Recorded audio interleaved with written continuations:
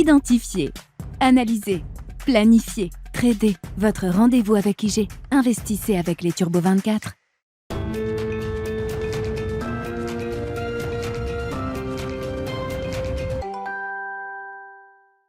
Bienvenue dans Smart Bourse, votre double dose quotidienne de marché en direct sur Bismart. Chaque jour à la mi-journée, 12h30, 13h. Et en fin d'après-midi, la grande édition pendant 1 heure à partir de 17h en direct, rediffusée à 20h sur Bismart TV. Émission que vous retrouvez chaque jour en replay sur bismart.fr et en podcast sur l'ensemble de vos plateformes. Au sommaire de cette édition de la mi-journée, la Réserve fédérale américaine attendue ce soir avec une hausse de taux de 50 points de base après 4 hausses de taux de 75 points de base consécutives qui auront marqué l'histoire de cette année 2022. Le rythme va donc rétrograder d'un cran. Ce sera sans doute le même tarif pour la Banque Centrale Européenne ce jeudi. La Fed est donc en route pour 50 points de base avec, on peut l'imaginer, un discours de Jérôme Powell qui restera suffisamment ferme pour faire comprendre aux investisseurs et au marché que le travail de lutte contre l'inflation n'est pas totalement abouti à ce stade, même si on voit une décélération continue de l'inflation aux États-Unis depuis plusieurs mois maintenant. L'inflation sous-jacente reste quand même à des niveaux relativement élevés, 6% sur un an, et mérite sans doute encore un discours relativement au quiche de la part de Jérôme Powell. Ce sera à suivre à partir de 20h heure française ce soir. Dans cette émission, nous nous intéresserons spécifiquement au marché des actions européennes après ce rallye d'automne qui a permis aux actions européennes de revenir sur des points hauts de l'année, les points hauts en tout cas qu'on a pu connaître avant le déclenchement de la guerre en Ukraine. Et maintenant, c'est la question qu'on se posera avec la perspective 2023 bien sûr qui s'ouvre pour les investisseurs aujourd'hui. Et c'est Roland Caloyan, responsable de la stratégie action européenne de Société Générale CIB qui sera avec nous en plateau dans un instant pour en discuter. Et puis nous élargirons encore un peu plus l'horizon pour évoquer les questions d'allocation d'actifs dans la perspective de 2023 avec François Jubin, directeur général de Wise AM. Perspective en matière d'allocation d'actifs retrouve sans doute de l'intérêt, il faut le dire, après le grand reset de 2022 qui a vu la plupart des grandes classes d'actifs connaître des corrections majeures, à commencer par l'obligataire qui aura connu une année noire, littéralement.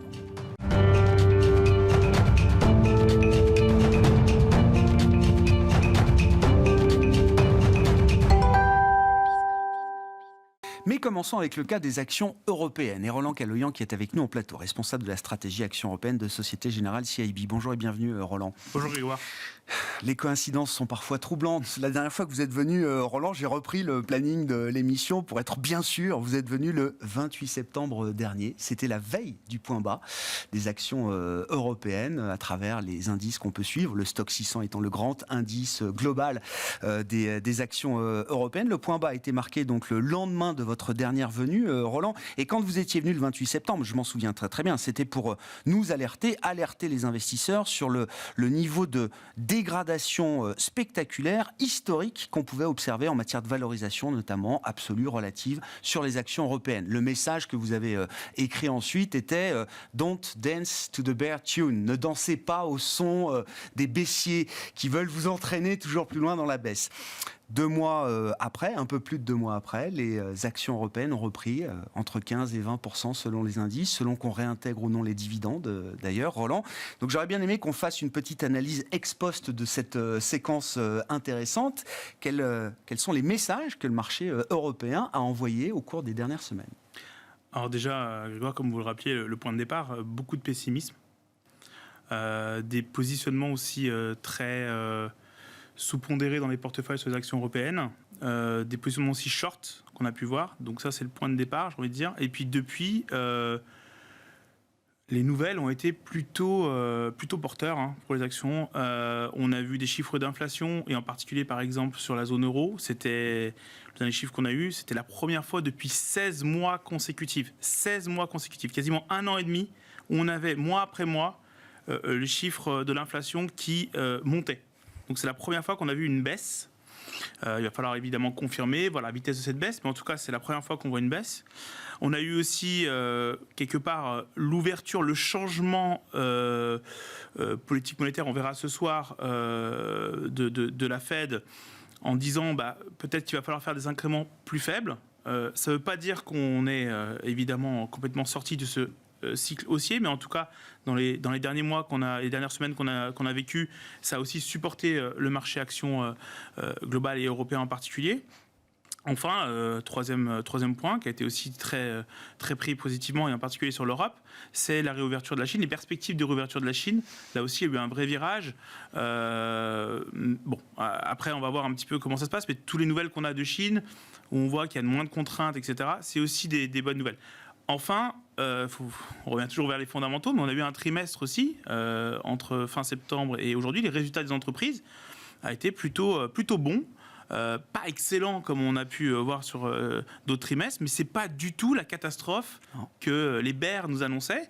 Donc on nous dit encore ça sera le prochain. Oui, ça fait plusieurs trimestres qu'on nous dit ça va être celui-là ou ce sera le prochain. Mais pour l'instant, voilà, on a eu aussi, et ça a dû rassurer aussi pas mal d'investisseurs. Donc voilà, tout ça, le positionnement, la valorisation, les banques centrales, les chiffres d'inflation, la Chine, et enfin les résultats des entreprises ont supporté ce rallye pour revenir effectivement sur le stock 600 autour des 440. Je rappelle, en termes de fondamentaux, de bénéfices des entreprises, je parle sous votre contrôle, Roland, mais on aura une progression de quasiment 20% des bénéfices des entreprises européennes cette année. Hein. Oui, ça reste... Non mais... faut l'avoir en tête. Ça reste une très bonne année au niveau résultat. Le problème, c'est vrai qu'il y a eu effectivement l'inflation, la guerre, et on vit depuis le mois de février avec ce sentiment que l'économie va se dégrader. Pour l'instant, on ne l'a pas eu. Les indicateurs avancés, comme les PMI, etc., sont en dessous de 50 depuis un long moment déjà. Mais dans les résultats des entreprises, ça ne s'est pas encore vu. Et quand on écoute les entreprises, on voit effectivement que les résultats sont bons. Les carnets d'ordre sont pas dégradés comme en récession, mais eux aussi sont quand même dans l'incertitude, et donc aussi en matière, on va dire, de guidance, etc., sont assez prudents. Et ça se voit dans les attentes pour 2023. Qu'est-ce qu'on peut dire ? On reviendra peut-être sur la stratégie de marché après le rallye qu'on a connu, et sans doute qu'effectivement on a peut-être anticipé beaucoup de choses. C'est la fonction du marché, et le marché va vite parfois en besogne. Mais quand vous regardez les perspectives des entreprises pour 2023, comment est-ce qu'elles sont positionnées aujourd'hui, ces entreprises, encore une fois, après 2-3 ans d'accumulation de crises majeures ? Est-ce qu'on retrouve des entreprises dans un état comme celui qu'on pouvait trouver avant, je sais pas, la grande récession de 2008-2009, par exemple? Ou est-ce qu'on a des entreprises qui sont dans des situations différentes? Beaucoup d'analystes et beaucoup d'investisseurs ont toujours cette réflexion de dire, oui, les entreprises vont bien, mais ce sont jamais les entreprises qui sont les plus visionnaires de la dégradation économique ou de la récession à venir. Et c'est vrai que les discours d'entreprise, quand on se souvient de 2008, étaient encore positif, même jusqu'à la veille de la chute de Lehman. Certaines entreprises évoquaient encore des perspectives plutôt florissantes. Comment on raisonne justement sur cette question-là, et qu'est-ce qu'on peut dire de la situation des entreprises fondamentales à ce stade en Europe, Roland ? Donc, il faut se souvenir qu'on a eu un grand choc en 2020, que personne n'a vu venir, c'est le Covid. À partir de là, effectivement, on a eu le vaccin et une reprise en 2021. Mais ce qui est quand même intéressant de rappeler, c'est qu'encore en janvier 2022, début d'année, on avait Omicron. Février 2022, on a la guerre. Donc, j'essaie juste de rappeler que la séquence, là, c'est quelques semaines, quelques mois entre les deux. Et avec, effectivement, Omicron encore et le virus qui circulait, on n'a pas vu les entreprises, comme ça a été le cas systématiquement après les récessions, ça y est, repartir, reprendre du levier, relancer des grands plans d'investissement, remonter les dividendes fortement. Les dividendes sont évidemment revenus, mais à des niveaux beaucoup plus prudents. On a vu d'ailleurs des rachats d'actions qui se sont mis, parce qu'on sait qu'il y a une flexibilité dans les rachats d'actions quand on les coupe.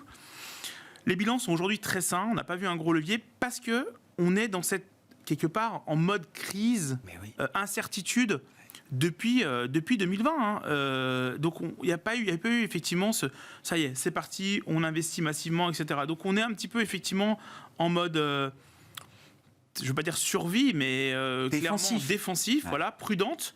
Et je pense que ce sera une grande différence avec les précédentes récessions. Les entreprises ont essayé de s'adapter. Et la capacité des entreprises à s'adapter, et on l'a vu aussi avec le Covid, tout ce qui est télétravail, on le voit aujourd'hui sur les chaînes d'approvisionnement, etc., c'est quand même assez formidable. Donc ça, c'est un point aussi à avoir en tête. On les voit aussi s'adapter au régime d'inflation très élevé, en changeant leur mix, etc. Donc les résultats sont plutôt bons, et je pense effectivement par rapport aux crises précédentes, l'impact sur les bénéfices, même si on a une récession à venir, ce que disent les économistes ou consensus économistes, je pense qu'elle sera avec un impact moins fort sur les bénéfices. C'est-à-dire, quel type d'impact vous avez en tête, justement, en matière de bénéfices par action pour l'an prochain? Alors, historiquement, une récession, c'est 30% de baisse des BPA en moyenne, en Europe, pour les actions européennes. Nous, on est sur une hypothèse de 8% de baisse cette année. Alors, ce qui est très intéressant, c'est que quand je dis 8% de contraction, vous allez dire, oh, bon, ça fait quand même mal. Sauf que le consensus, lui, il est déjà à plus 1. Donc, de passer de plus 1 à moins 8, finalement, la marge d'escalier, c'est comme ce qu'on a vécu sur les 10 dernières années où on commençait l'année à plus 10 et on finissait à 0. Ouais. Donc je pense que le marché peut l'absorber. On n'est pas sur une baisse très très importante et très forte sur le cycle bénéficiaire. Donc effectivement, voilà, je pense que c'est quelque chose que le marché pourra absorber. On va avoir une grande dispersion sectorielle en matière de bénéfices d'entreprise, justement. Qu'est-ce qu'il y a derrière ce moins 8% au global que vous projetez sur 2023, Roland? Alors oui, on l'a déjà vu un petit peu sur les chiffres déjà 2022. On a plus 18, enfin quasiment plus 20, avec de grosses disparités au niveau des secteurs. D'ailleurs, il y a des secteurs qui ont beaucoup baissé cette année et qui ont plutôt très bien fait en 2022. Donc c'est vraiment de la contraction des valorisations, des multiples. Pour 2023, nous, ce qu'on attend aujourd'hui, là où il y aura potentiellement des contractions plus importantes, c'est déjà, quelque part, les secteurs qui ont beaucoup souffert en 2022. Le marché s'est dit, OK, on va avoir une récession, donc c'est là où on va avoir on est le plus à risque sur les bénéfices, et donc ils se sont déjà positionnés sur les défensifs. Moi, ce que je pense, c'est effectivement, on peut voir sur la partie cyclique, là, des révisions baissières, mais c'est ce qui est déjà pricé. Et donc, ce qu'on pourrait voir, c'est des entreprises qui arrivent avec des profit warning et des cours de bourse qui vont monter. Ça a valeur d'anecdote, mais j'ai été marqué par le message envoyé par une entreprise comme Michelin ces derniers jours. Michelin a un plan social en cours qui a déjà été annoncé au début 2021, je crois, qui prévoyait 1200 départs dans les usines. Il y a une semaine de cela, Michelin est venu nous dire, finalement, les 1200 gars à qui j'avais demandé de partir de mes usines, je vais les garder. Ou en tout cas, je vais en garder au moins la moitié. Parce que moi, ma priorité pour l'instant, récession ou pas, j'en sais rien, c'est de produire. C'est mes carnets de commandes qui sont pleins et c'est des livraisons que je n'ai pas pu honorer, que je dois honorer vis-à-vis de mes clients.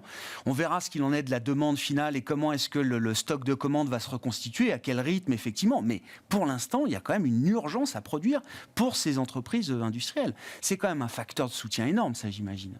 Ah oui, tout à fait. Et il y a quelque chose aussi qu'on sous-estime un petit peu quand on parle des actions européennes, c'est tous les problématiques de chaîne d'approvisionnement. Il ne faut pas oublier, on pense tout de suite à l'automobile, secteur que j'aime beaucoup d'ailleurs, qui est value, qui a une bonne performance sous-jacente en termes de bénéficiaires cette année et qui a eu des cours de bourse plutôt en baisse. C'est un secteur qui, quand on regarde sur les derniers mois, sur les derniers trimestres, quand on prend un peu de recul, il y a une offre, il y a une demande qui reste assez forte, même si certainement elle baissote un petit peu récemment, mais qui n'est pas comblée par la production. Et ça, c'est très intéressant. Donc il faut avoir en tête que ces chaînes d'approvisionnement, quand on écoute les entreprises, elles ont tous le même discours. Elles disent, ça va mieux, ça s'améliore, mais on n'a pas encore normalisé. Et ça, c'est en train d'avoir lieu. Et la réouverture de la Chine, c'est pour ça que c'est très, très important. Ouais. Ça va atténuer, on l'espère, les tensions sur les chaînes de valeur et les chaînes de production. Même si, dans un premier temps, la réouverture, c'est infection en hausse, décès, peur du virus, et ça peut générer peut-être, à court terme, quelques ruptures. Mais au-delà de ça, effectivement, c'est quand même une atténuation des tensions qu'on attend, hein. Oui, et ce qu'on disait en préambule, c'est que le marché a anticipé beaucoup de bonnes nouvelles, en particulier sur la Chine. Ça peut être beaucoup plus compliqué que ça pour rouvrir, surtout qu'on est en hiver, le virus va circuler.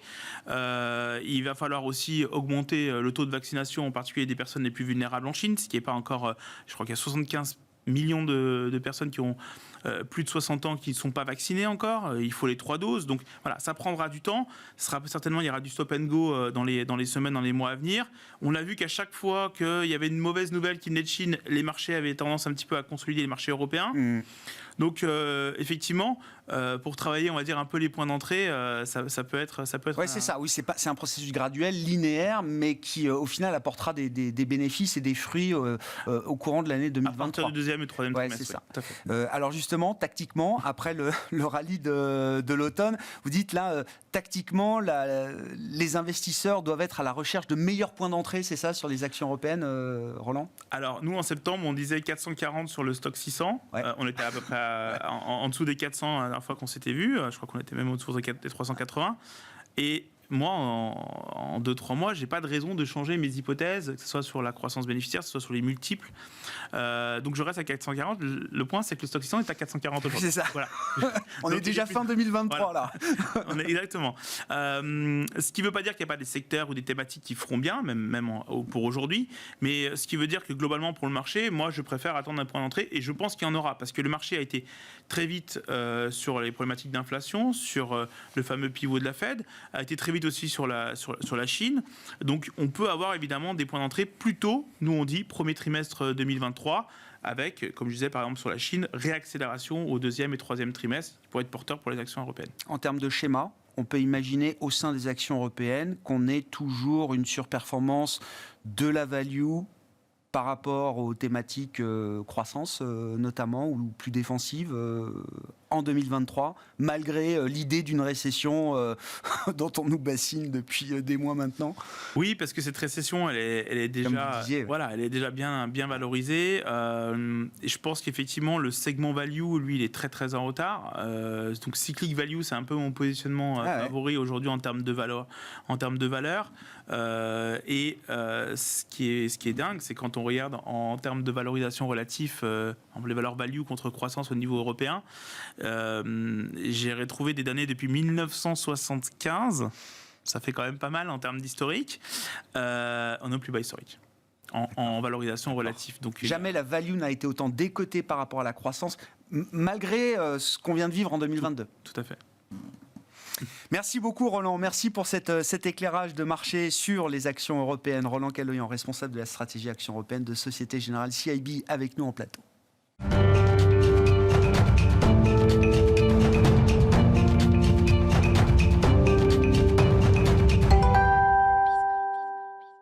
Élargissons un peu le spectre de l'investissement au-delà des seules actions européennes et des actions en général pour évoquer les questions d'allocation d'actifs dans la perspective de 2023 avec François Jubin à nos côtés en plateau, directeur général de WiseAM. Bonjour François. Bonjour. Merci beaucoup d'être là. Comment on raisonne justement quand on construit et qu'on élabore des recommandations ou des allocations d'actifs pour ses clients dans la perspective de 2023 après une année 2022 qui n'est pas une année comme les autres, qui a été l'année d'un grand reset.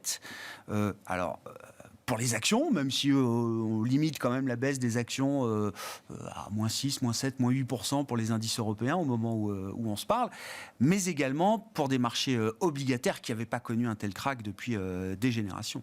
Oui. C'est le grand reset, vous avez tout résumé. C'est le grand reset. Vous vous rappelez que on parlait de politique excessive des banques centrales qui injectaient de la monnaie, que ça devait finir, qu'on était dans un monde à taux zéro, que ça n'avait plus de sens. Bref, on se demandait comment on allait en sortir. Je pense que peu de gens ont visualisé que la sortie serait aussi brutale que ce que nous avons connu en 2000. C'était pas le plan de départ, oui. C'était pas le plan de départ. Juste un petit chiffre comme ça. La moins-value sur 5 ans des obligations, c'est moins 13, moins 15. Wow. Sur 5 ans. Sur 5 ans. Voilà. Donc ça veut dire quand même qu'il s'est passé un choc. Ouais. Monstrueux. Alors, moins 15, ça dépend des indices, ça dépend de la date. Non, mais là, on a détruit des performances de plusieurs années. On a détruit des performances depuis plusieurs années sur le marché obligataire. Alors, on retient plus facilement la baisse sur les actions, bien entendu, parce que c'est ce qui bouge dans le marché généralement. Là, on a quelque chose où, en termes de mouvement, c'est les obligations qui ont tout emporté par rapport à ce qui s'est passé sur les actions. Voilà.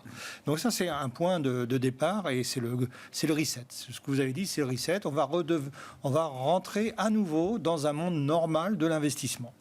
Donc, c'est quoi un monde normal de l'investissement ? C'est un monde où on a des taux d'intérêt qui sont positifs. Donc, aujourd'hui, on a des taux d'intérêt qui sont positifs. Les banques centrales ont remonté les taux, les marchés obligataires se sont ajustés sur cette remontée des taux. Donc, ça fait quand même un monde où on a déjà une première base de discussion, c'est le niveau des taux d'intérêt qui sont dans le marché. Alors, on peut discuter après sur les États-Unis, l'Europe, de 70, 3, 4, 4,25. Bref, on peut discuter de pas mal de choses, mais déjà, le premier point, c'est on commence l'année 2023 avec des rendements positifs sur les taux d'intérêt. Vous êtes venu avec un petit schéma pour étayer justement ce discours sur l'allocation d'actifs qui montre justement comment se forme la performance d'un actif en rapportant donc la valeur fondamentale, les bénéfices des entreprises. Rapporté effectivement notamment à ces taux qui étaient négatifs il y a encore quelques trimestres maintenant. Donc il faut expliquer ce schéma peut-être, si vous le voulez. Donc en fait, au lieu de partir sur une vision, est-ce que je mets des obligations, est-ce que je mets des actions, est-ce que je mets des US, est-ce que je mets de l'Europe, de la Chine, prenons un peu de hauteur et puis raisonnons cette fois en classe de risque. Donc ça demande un petit effort pédagogique. Donc la classe de risque, la première chose, c'est ce que je rappelais, c'est le travail qui a été fait par les banques centrales. Donc il y a eu de l'inflation. Cette inflation, les marchés nous disent qu'à 3 ans, elle a disparu. C'est ce que nous disent les marchés obligataires aujourd'hui. Et donc, on est aujourd'hui sur un contexte où les banques centrales ont fait leur travail et on se retrouve avec ce taux d'actualisation qui est la base de tout. Après, le deuxième point qui va venir derrière, c'est le risque que les marchés sont en train d'intégrer dans les prix qui sont aujourd'hui constatés. Donc, c'est ce qu'on a vu tout à l'heure. Effectivement, aujourd'hui, on a des primes de risque qui sont quand même importantes. Reconstituées. Donc, on a des primes. C'est quoi une prime de risque ? Eh bien, c'est par exemple sur des obligations émises par des entreprises. C'est l'écart de taux d'intérêt auquel je peux prétendre entre la rémunération que me donne l'obligation de Michelin, par exemple. Ouais. Vous avez cité tout à l'heure, je ne sais pas à quel taux se finance Michelin, mais peu importe. Une entreprise privée. Une entreprise privée, et je regarde par rapport au taux de référence sur le marché obligataire. Bien, je m'aperçois que là, on avait, avant le grand reset, on avait des taux qui étaient très très très faibles. Le high yield était descendu en dessous de 3% au meilleur moment. On était à 2,80 je crois sur le high yield, donc les obligations un peu spéculatives. Là, eh bien, nous voilà revenus au-dessus de 7%. Donc 7% avec des taux obligataires de référence qui tournent autour de 3.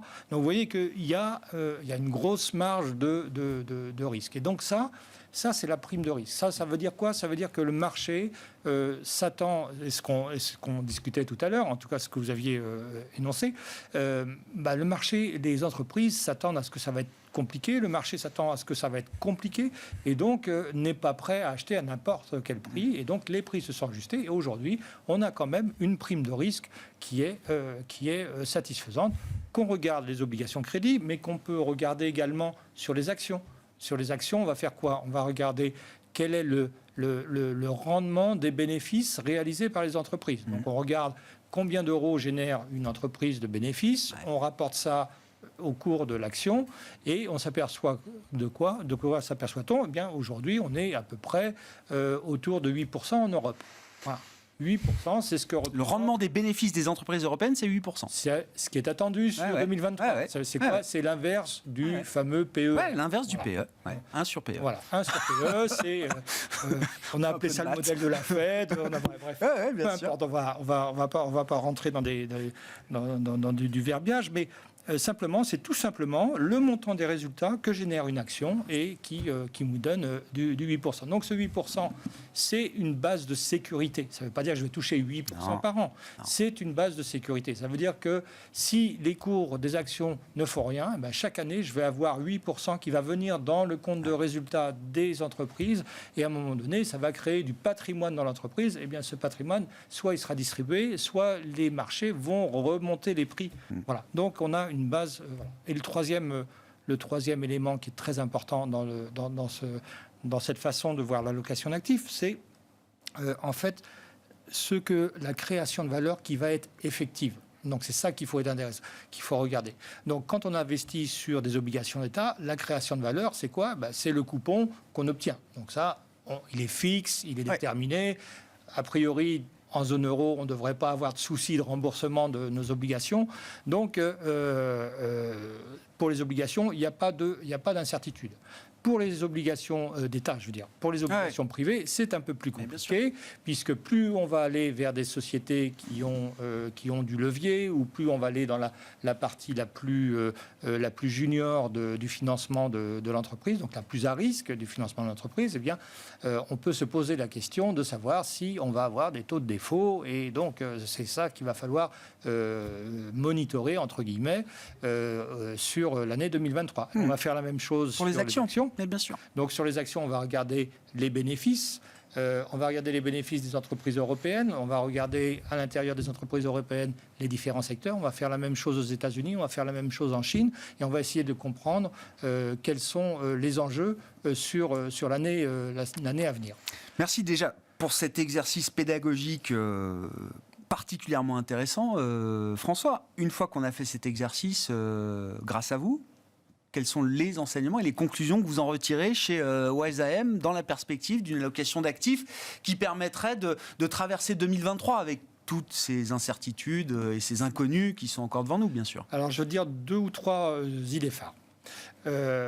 La première, c'est, malgré que je sois biaisé, je pense que le choc qu'on vient de connaître sur les obligations, avec, je vous rappelle, un moins 15 depuis 5 ans en valeur, par rapport au prix d'investissement, je pense qu'il y a une stratégie qui va en souffrir dans les années à venir, c'est le fonds euro. Voilà. Donc aujourd'hui, pour moi, le fonds euro va, dans le meilleur des cas, rester à des niveaux extrêmement faibles en termes de rentabilité. Et ça, on le sait pour les prochaines années, puisque il y a beaucoup d'inertie dans le...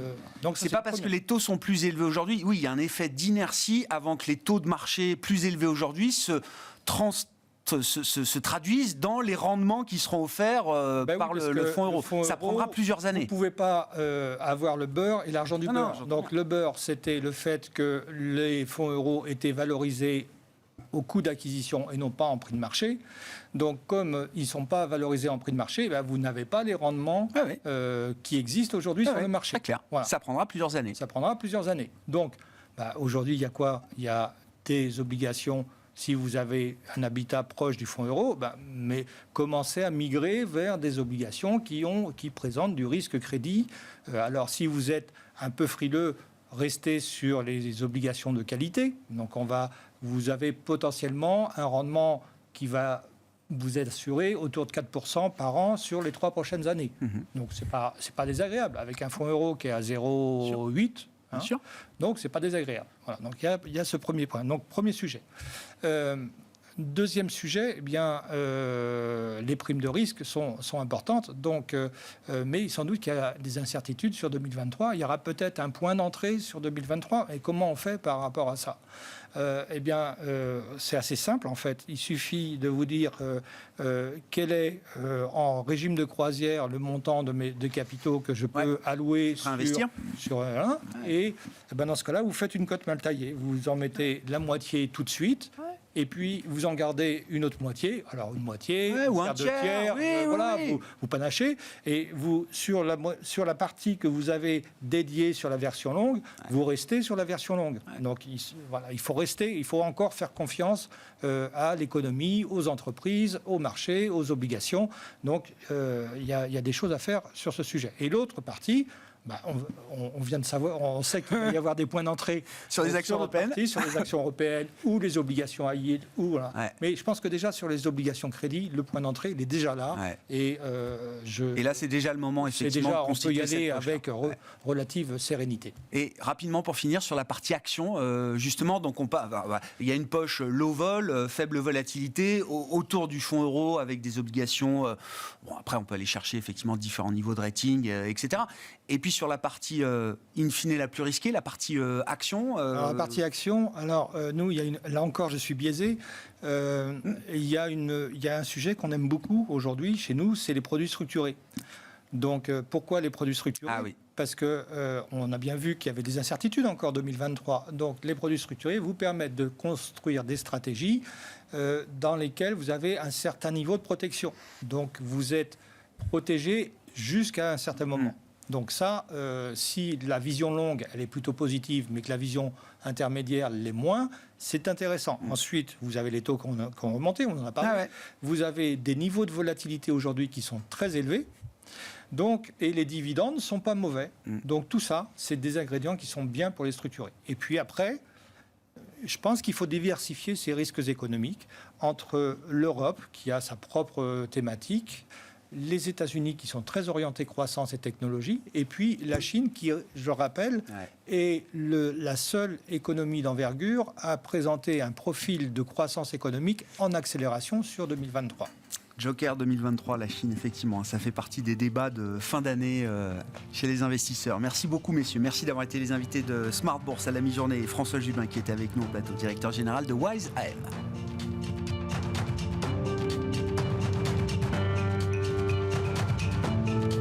Identifiez, analysez, planifiez, tradez. Votre rendez-vous avec IG. Investissez avec les Turbo 24.